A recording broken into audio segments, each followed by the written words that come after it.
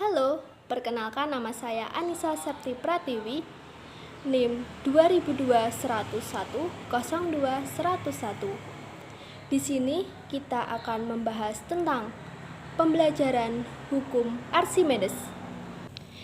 Di dalam video ini kita akan membahas tentang biodata Archimedes, pengertian atau bunyi Archimedes, rumus Archimedes, penerapan tentang hukum Archimedes, soal tentang hukum Archimedes, dan yang terakhir adalah kesimpulan.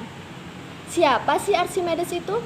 Archimedes adalah orang yang mendasarkan penemuan-penemuan dengan eksperimen, sehingga beliau disebut sebagai Bapak IPA eksperimental. Halo, Assalamualaikum warahmatullahi wabarakatuh. Perkenalkan, nama saya Adib Ansori, NIM 20.02-10.21.09. Di sini saya akan menjelaskan biodata Archimedes.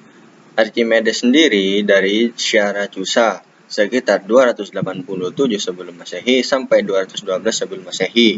Ia adalah ahli matematika dan penemu dari Yunani yang terkenal. Ia belajar di kota Alexandria, Mesir. Pada waktu itu, yang menjadi raja di Sirakusa adalah Heron II, sahabat Archimedes sendiri. Archimedes sendiri adalah seorang matematikawan, astronom, filsuf, fisikawan, dan insinyur berbangsa Yunani. Ia dibunuh oleh seorang prajurit Romawi pada penjarahan kota Syaracusa. Meskipun ada perintah dari jenderal Romawi, Marcellus sahabatnya sendiri, bahwa ia tak boleh dilukai. Sebagian sejarawan matematika yang memandangnya sebagai salah satu matematikawan terbesar sejarah, mungkin bersama-sama dengan Newton dan Gauss. Assalamualaikum warahmatullahi wabarakatuh. Perkenalkan, nama saya Muhammad Fathur-Rosi dari kelompok 15 Archimedes dengan NIM 2002-10-10-2091. Saya akan menunjukkan penjelasan dari Adib Ansori, rekan saya dari kelompok yang sama, tentang Archimedes, dan saya akan menjelaskan hukum-hukum Archimedes. Hukum Archimedes menyatakan bahwa jika suatu benda dicelupkan ke dalam zat cair, maka benda tersebut akan mendapat gaya yang disebut gaya apung atau gaya ke atas sebesar berat zat cair yang dipindahkannya.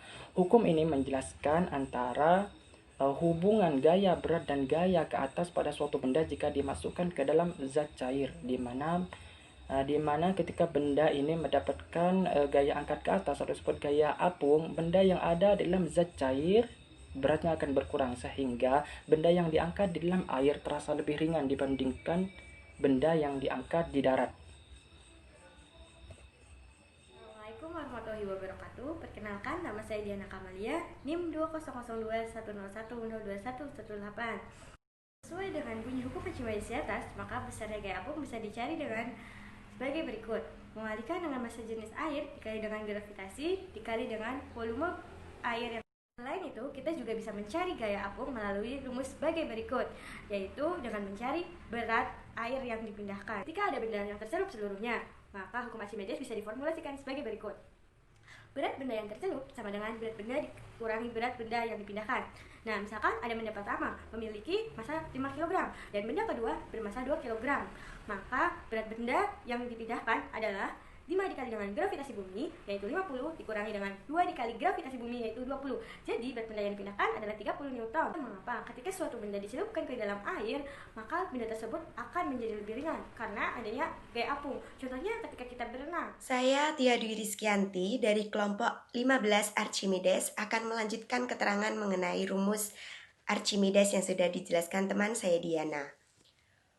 Hubungan massa jenis benda dengan massa jenis air.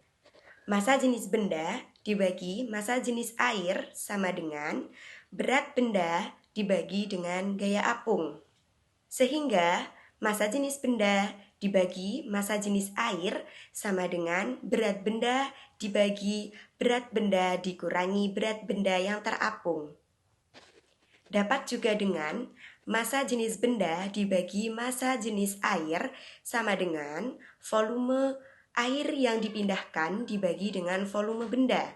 Perkenalkan, nama saya Nur Kasana dengan nomor NIM 2002110102098. Di sini saya akan menjelaskan tentang penerapan hukum Archimedes. Hukum Archimedes menjelaskan mengapa suatu benda yang tercelup di dalam air dapat mengapung, melayang, dan tenggelam.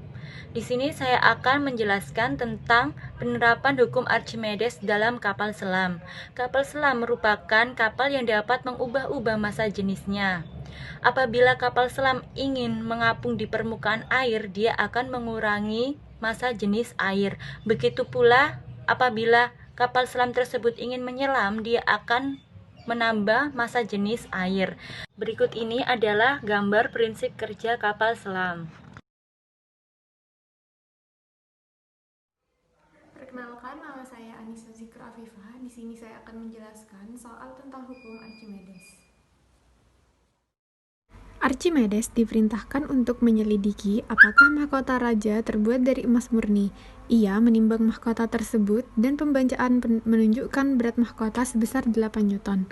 Lalu, mahkota tersebut ditimbang sambil dicelupkan ke air dan pembacaan menunjukkan berat mahkota yang tercelup sebesar 7 Newton. Apa yang harus dikatakan Archimedes kepada raja? Pertama-tama perlu diketahui gaya apung yang diterima mahkota tersebut.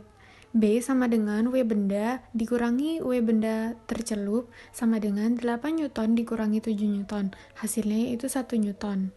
Kemudian dapat dicari massa jenis mahkota tersebut dengan rumus massa jenis benda dibagi massa jenis air sama dengan berat benda dibagi gaya apung, dan dihasilkan massa jenis benda sama dengan berat benda dikali massa jenis air dibagi gaya apung, dan tinggal disubstitusikan lalu menghasilkan 8.000 kg per meter kubik. Di massa jenis mahkota raja didapat sebesar di mana jika mahkota tersebut terbuat dari emas murni, seharusnya memiliki massa jenis sebesar 19.300 kg per meter kubik. Oleh karena itu, Archimedes harus memberitahukan kepada raja bahwa mahkota tersebut tidak terbuat dari emas murni. Perkenalkan, nama saya Hiratuzana.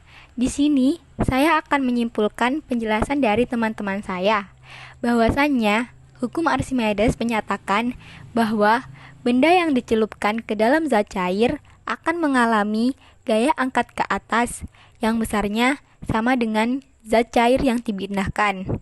Dan sama dengan nama hukumnya, hukum ini ditemukan oleh Archimedes.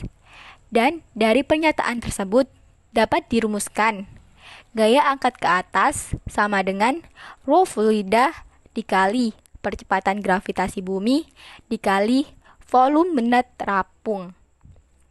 Ternyata konsep tersebut menyebabkan 3 kemungkinan posisi, yakni terapung, melayang, dan tenggelam. Contoh penerapan hukum ini yang bisa kita jumpai yakni dalam teknologi perkapalan, pembuatan jembatan poton, dan balon udara.